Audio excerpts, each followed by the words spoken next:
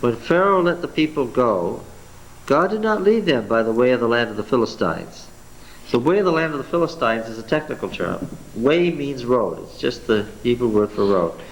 And it has that name in lots of Egyptian documents. The road of the land of Philistia. There's still a road there. They just paved over it. It's the same road.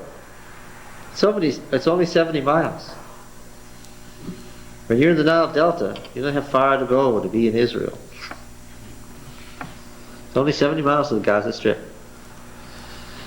to get within the borders of biblical Israel. So they could have had a real short journey. And I'm sure that when they heard that they were leaving, what did they think? That's where they were going. Yep. We're going to go up the road, along the ocean, with the ocean to our left. 70 miles, let's see. How many miles a day? Flocks now, herds, kids. 10 miles a day, that's what I think. I'm sure they thought in a week or two, what? Be there. We'll be there, we'll have the land, and everything will be wonderful. But they went down the Wadi Tumalat. They turned south and they went down the ravine. Now there had been an ancient river there, but the river was long since dried up. And they were going down this canyon toward the lakes, towards the Great Bitter Lake.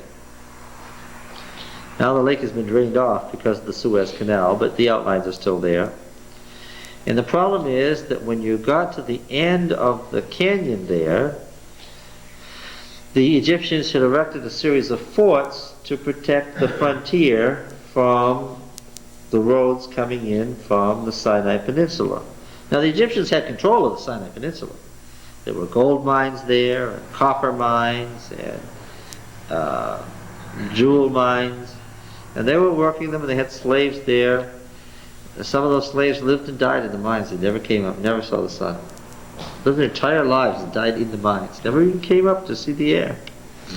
That's a miserable thought, isn't it? In any case, they were going down the canyon. And at the end of that canyon, there was a fort. Migdol means fort.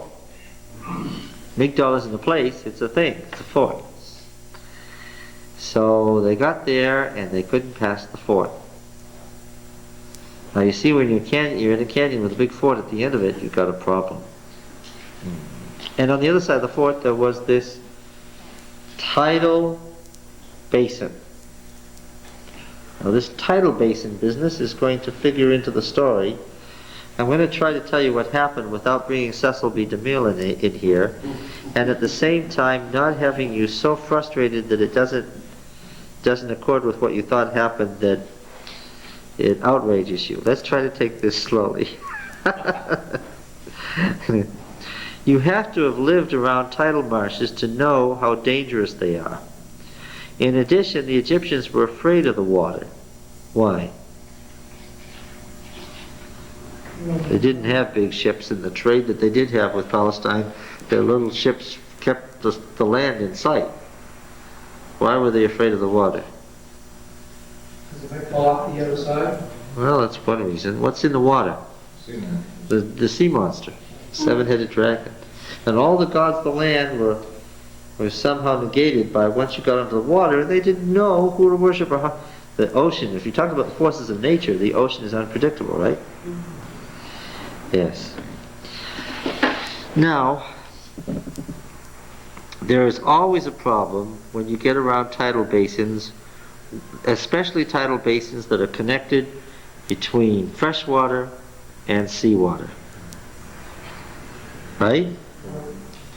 And you know, every year some fool is going to go to Maine and he's going to fish along one of the places where a river comes out to the ocean. And what's going to happen?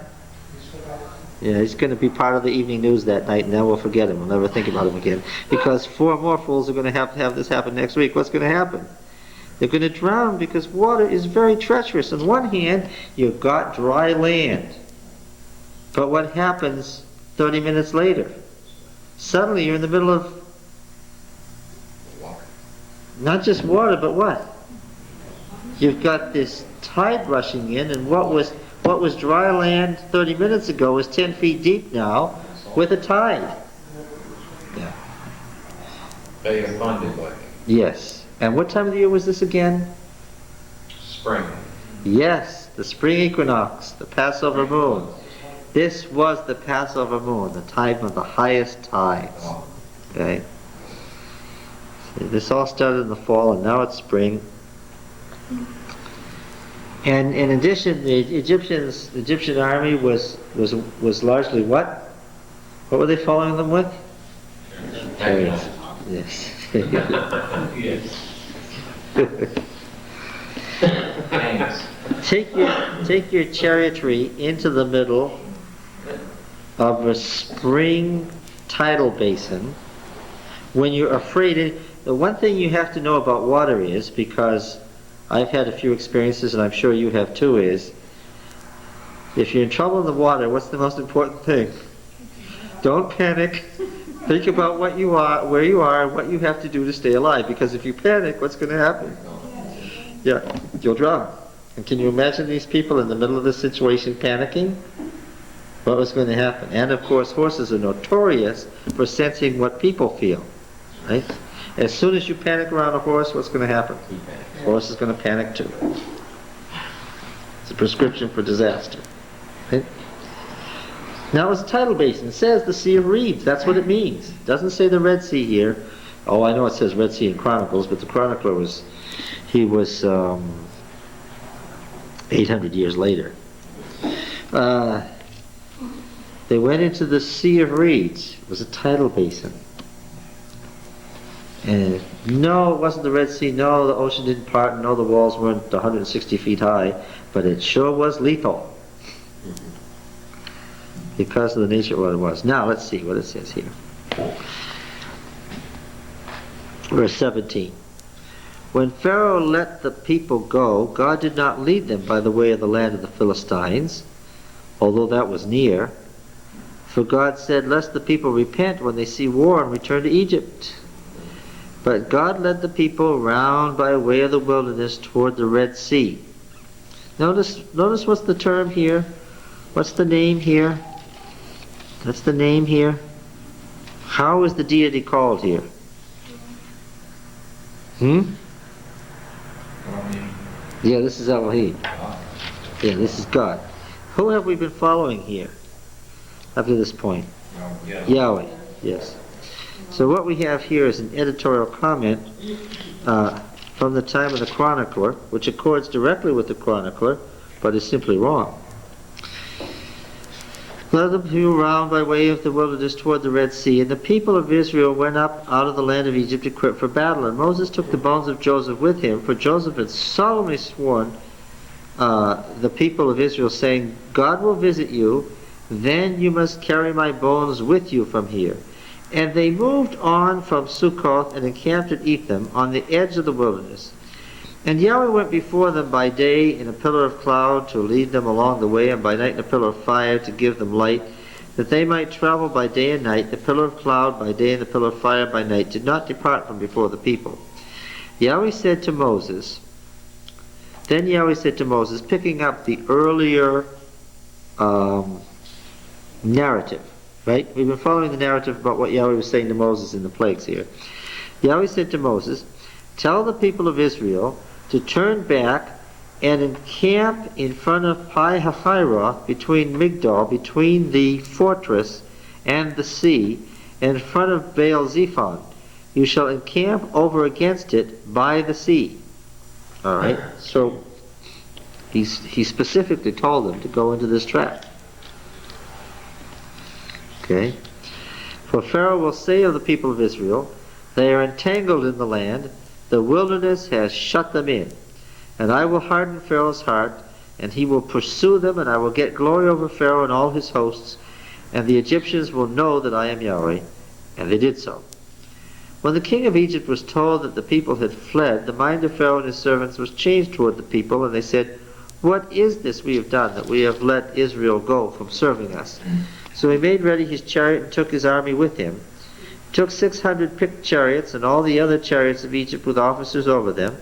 And Yahweh hardened the heart of Pharaoh, king of Egypt, and he pursued the people of Israel as they went forth defiantly. The Egyptians pursued them, all Pharaoh's horses and chariots, and his horsemen and his army, and overtook them, and encamped at the sea by Pi-hahiroth in front of Baal of the north, Baal Zaphon. So this was a military, these were probably mercenaries, probably Canaanites. Named the place Baal of the north. That was the name of their god, Baal Zaphon. When Pharaoh drew near, the people of Israel lifted up their eyes, and behold, the Egyptians were marching after them, and they were in great fear. Again, I would refer you to Dr. Shea's article in the review last summer, where the exact site is pinpoint. It was discovered in the late 70s. The exact site of Migdol and Pi-hahiroth, the very point at which they were facing the Reed Sea, is known today. You can walk right down the canyon and see the trap they were in. You actually can see pictures of the ridges on both sides, see the situation they were in. The people of Israel cried out to Yahweh. They said to Moses, "Is it because there are no graves in Egypt that you've taken us away to die in the wilderness? What have you done to us in bringing us out of Egypt? Is not this what we said to you in Egypt? Let us alone to serve the Egyptians? But it would have been better for us to serve the Egyptians than to die in the wilderness." Moses said to the people, "Fear not, stand firm and see the salvation of Yahweh, which will work for you today. For the Egyptians whom you see today, you shall never see again. Yahweh will fight for you, and you have only to be still." Great line. Yahweh will fight for you, and you have only to be still. Now, he wouldn't do it if they wouldn't be quiet. That was the condition. They had to stop screaming for help here. Yahweh said to Moses, "Why do you cry to me? Tell the people of Israel to go forward." Like God said to Moses, "What's the problem here? Why are you even asking me what to do? Lift up your rod." He's sort of saying to Moses, "You have a rod? What did you just do? You destroyed Egypt with this rod? You know what you're supposed to do. Don't be crying to me about it." He's placing Moses' responsibility to get them moving. "Lift up your rod, stretch it out over the sea, and divide it, that the people of Israel may go on dry ground through the sea. And I will harden the hearts of the Egyptians, so that they shall go in after them. And I will get glory over Pharaoh and all his host, his chariots and his horsemen. And the Egyptians shall know that I am Yahweh, when I have gotten glory over Pharaoh, his chariotry, and his horsemen." Then the angel of God, who went before the host of Israel, moved and went behind them. And the pillar of cloud moved from before them and stood behind them, coming between the host of Egypt and the host of Israel. And there was the cloud and the darkness, and the night passed, without one coming near the other all night. Then Moses stretched out his hand over the sea. Yahweh drove the sea back by a strong east wind all night, and made the sea dry land, so that the waters were divided. That tells me how deep it was. If it was 160 feet deep, boy, that would have been quite a wind. Nobody would have got across there, because as soon as you took a step, it would have been flying up into the air. It's a tidal lake. That's what it was. And the people of Israel went into the midst of the sea on dry ground, the waters being a barrier. Please, the word means barrier. Don't leave the word wall there, because then what do you have to have if you read it as wall? Then you have to have... Yes, you got to have these high... Down the top. Yes. What did you say this was on? The word is barrier. Yeah, but what was the, before that? You mentioned something about that. That was a tidal what? A tidal basin. Okay, again, the same basin. Right. I'm sure the ground they were walking on that was dry was a sandy sandbar, soon to be covered by water. The people went into the midst of the sea on dry ground, the waters being a wall to them on the right and the left, a barrier on the right and the left. So it was parted by the wind. The tide was coming in.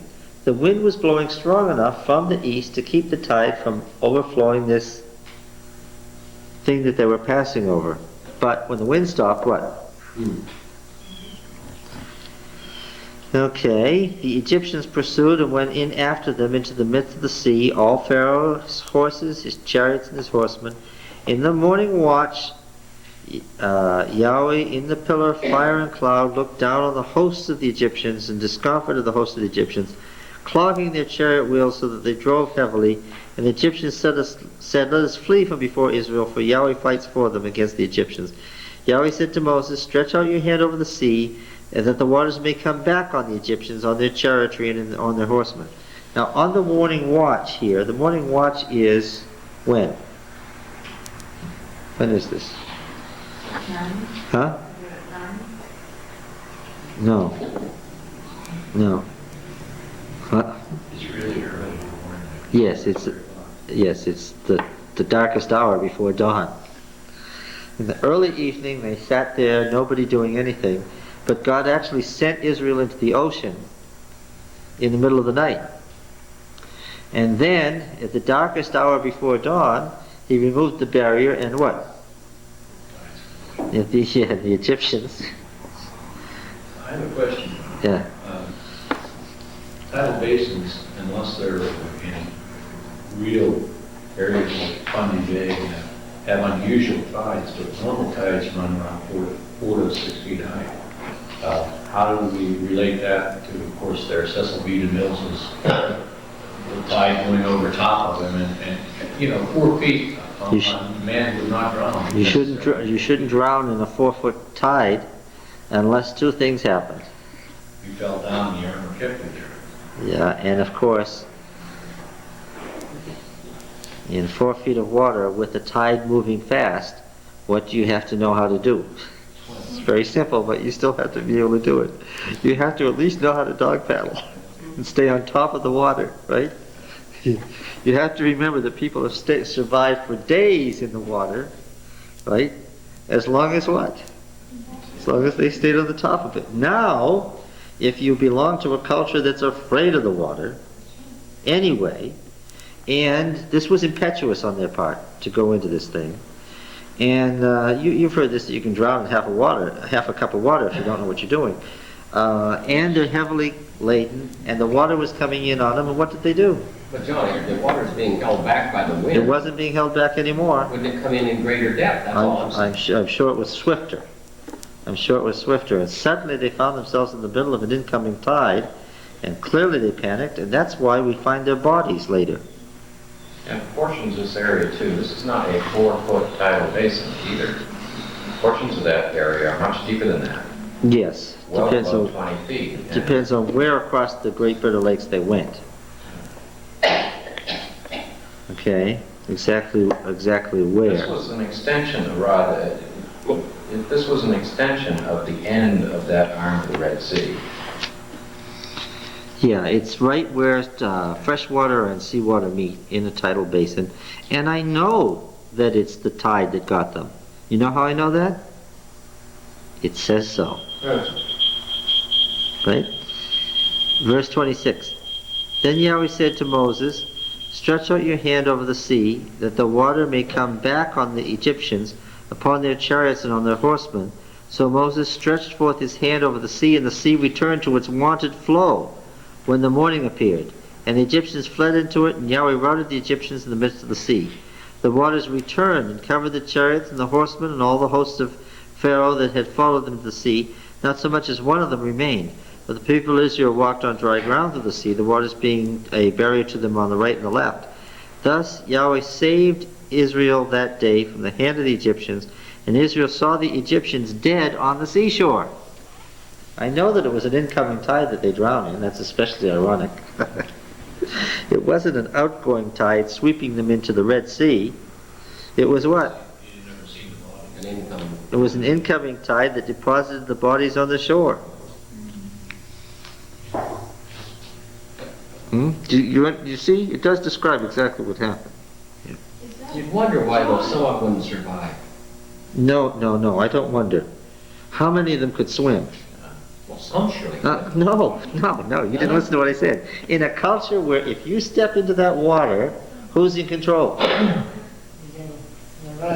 Leviathan is in control. You do not step into that water because you don't have a single God who can protect you.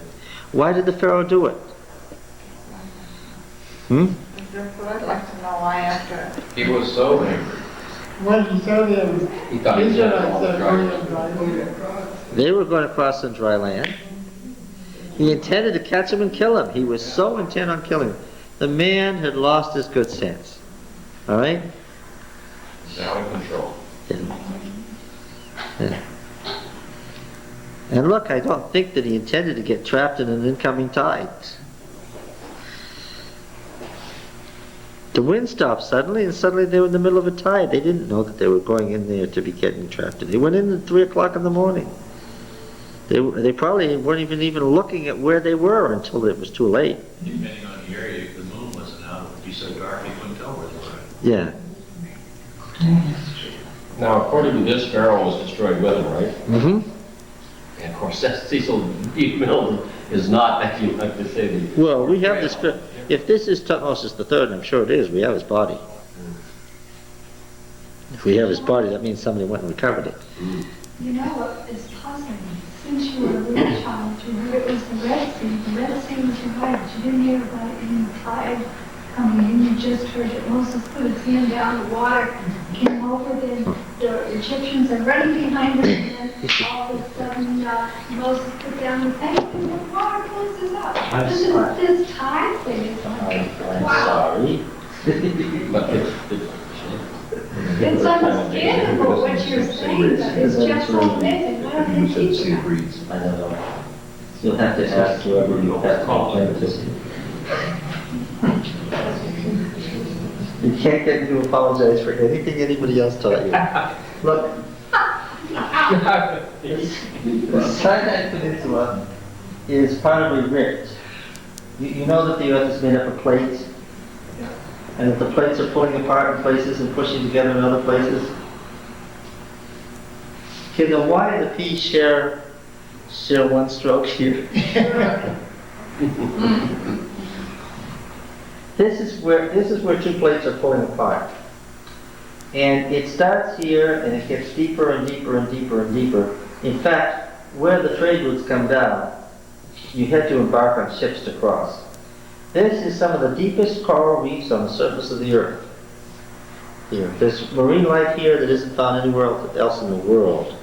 This goes all the way down the east coast of Africa, and it comes out in a rift where Victoria Falls is. That's where the rift ends. This is deep, major deep. I'm talking about thousands of feet deep. No wind blew it open, and even if it had blown it open, you know what? You couldn't cross it because there are coral canyons thousands of feet deep. They did not cross the Meeting.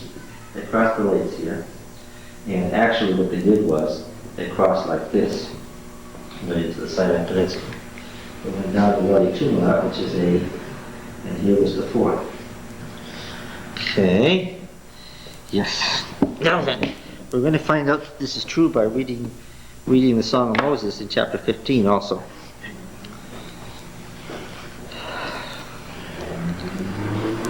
Are you having fun? Just say, I don't like the government service I think we can stoop to so much of the traditional education we get. Yeah, well, we have religious tradition. Not just the Catholics.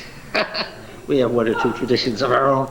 Now then, let's see. Moses and the people of Israel sang this song to Yahweh, saying, I will sing... This is a very ancient song, and it has ancient Hebrew poetry. There are a few passages in the Old Testament where the poetry is really difficult. Even scholars spend long periods of time on Exodus 15 because this is really ancient. This is the song itself. This has been retained. This is the real song. Okay? I took a course in early Hebrew poetry at Harvard, and we spent weeks on this. Very, very interesting. We're not going to go into the details. I will sing to Yahweh, for he has triumphed gloriously. The horse and his rider. Well, not really. The horse and his chariotry or charioteer he has thrown into the sea. Yahweh is my strength and my song, and he has become my salvation. This is my God, and I will praise him, my father's God, and I will exalt him. See the couplets? Yahweh is a man of war. Yahweh is his name. Pharaoh's chariots and his host he cast into the sea, and his picked officers he sunk in the Reed Sea. The floods cover them. They went down in the depths like a stone. Thy right hand, O Yahweh, glorious in power. Thy right hand, O Yahweh, shatters the enemy. In the greatness of thy majesty thou overthrowest thy adversaries. Thou sendest forth thy fury, it consumes them like stubble. At the blast of thy nostrils the waters piled up. The flood stood up in a heap and congealed in the hearts of the sea. This is coming out of God's nostrils now. This is poetry now. What's the east wind? It's the wind blowing out of his nostrils. Yes. The enemy said, I will pursue, I will overtake, I will divide the spoil. My desire shall have its fill of them. I will draw my sword, my hand shall destroy them. Thou didst blow with thy wind, the sea covered them, they sank as lead in the mighty waters. Who is like thee, O Yahweh, among the gods? Who is like thee, majestic in holiness? John, excuse me, wouldn't that sound like it was deeper than 4 feet? No, not at all. Sank. They sank. That's how they drowned. They sank. You could stand up in 4 feet of water. A heavy tide and you're on sand. And maybe not then. And if it's coming in fast, you gotta have good feet in it. You know, all you gotta do is slip once with Remember Estelle at Overcoat.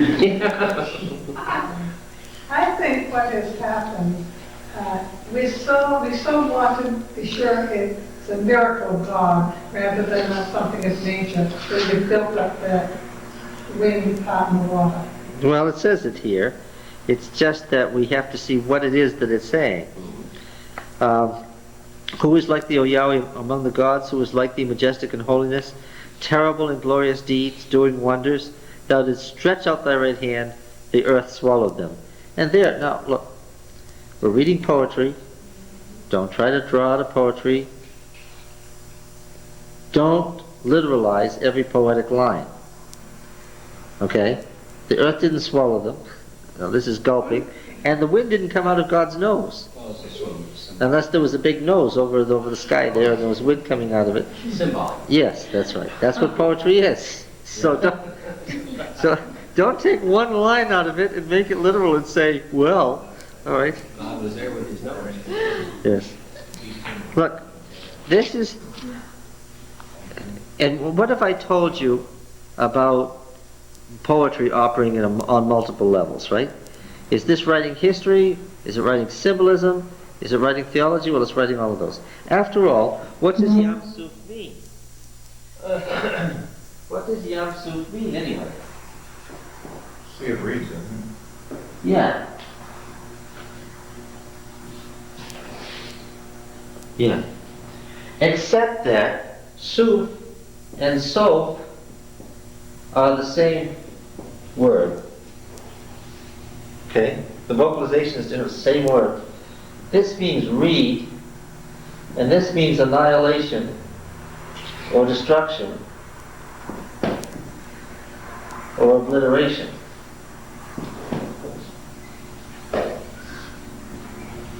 So where did the horse and his rider go? They sunk in the sea of reeds, or they went into the sea of annihilation, and they never came out. And which does the poet mean? Both, of course, obviously. That's what poetry is. For my unnatural portions, east to west, if they are going east, that means that the wind would be directly at them from across. That's right, the sea. in their face, exactly. All right, you're in a canyon, and under normal circumstances, it would be at your back, coming down the canyon across the That's right. ocean. This So was, what you're saying to me is, somewhere along the way, the Lord turned the wind around and blew it right back up the canyon. just like we had with the locusts, Okay. right? It's blowing one way to get them and the other way to get rid of them. All right. Verse 13 now, this is very interesting. Thou hast led in thy steadfast love the people whom thou hast redeemed. Thou hast guided them by thy strength to thy holy abode. The peoples have heard, they tremble. Pangs have seized on the inhabitants of Philistia. Now the chiefs of Edom are dismayed. The leaders of Moab, trembling seizes them. All the inhabitants of Canaan have melted away. Terror and dread falls upon them. Because of thy greatness, the greatness of thy arm, they are still as a stone, till thy people, O Yahweh, pass by. till thy people pass, whom thou hast purchased. Thou wilt bring them in and plant them on thine own mountain, the place, O Yahweh, which thou hast made for thy abode, the sanctuary, O Yahweh, which thy hands have established. Yahweh will reign forever and ever. Now, this does not mean the sanctuary in Jerusalem, of course. That's far in the future. This means the sacred mountain where they were headed. Mount Sinai, wherever that is, or whatever that is. Okay? For when the horses of Pharaoh with his chariots and his horsemen went into the sea, Yahweh brought back the waters of the sea on them. The people of Israel walked on dry ground in the midst of the sea.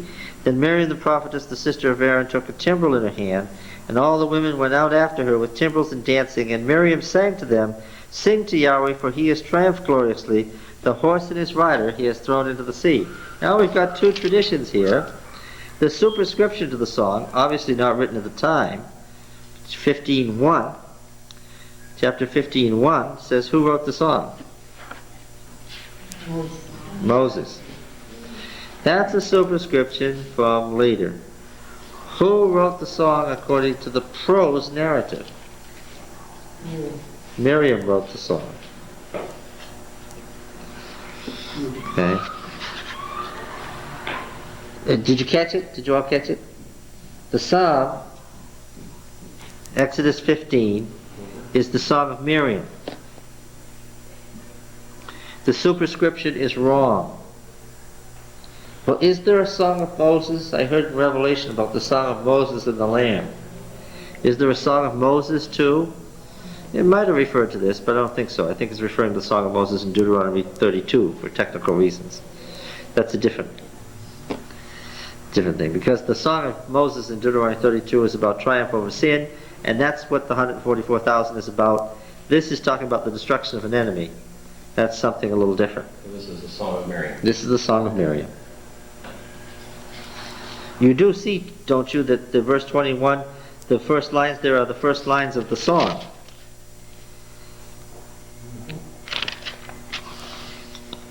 All right.